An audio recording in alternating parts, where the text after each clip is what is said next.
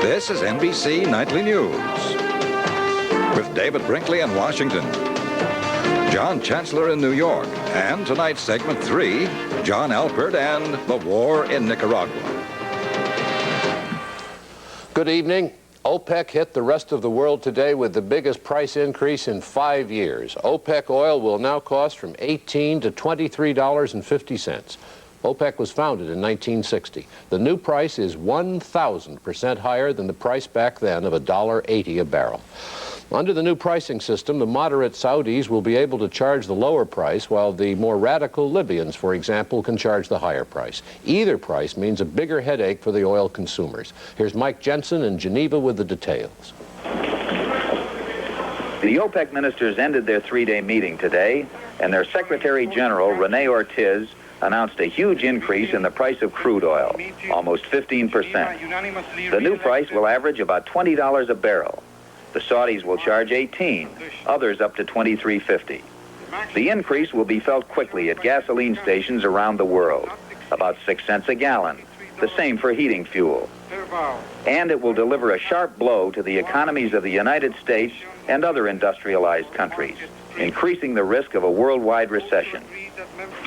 Sheikh Yamani of Saudi Arabia warned that even though there was a new price ceiling, it might not last too long. Yeah, for the time being, it's a commitment. But for how long it will hold, it depends on you as a consumer. Will the new price hold for the rest of the year? I will cross my finger for that.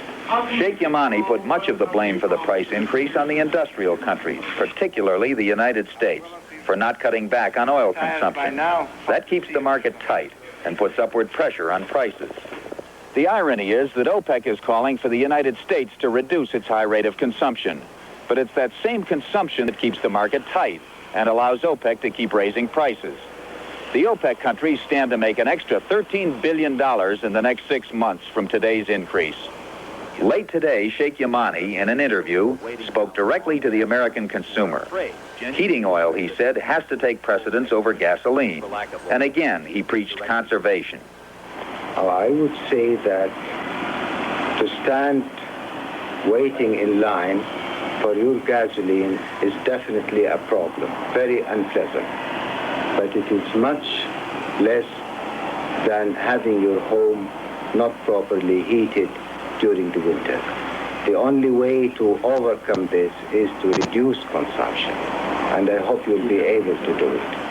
Today's oil price increase may be the last until the end of the summer driving season, if we're lucky. But the OPEC ministers meet again to talk about prices in December, the heart of the winter heating season. Mike Jensen, NBC News, Geneva.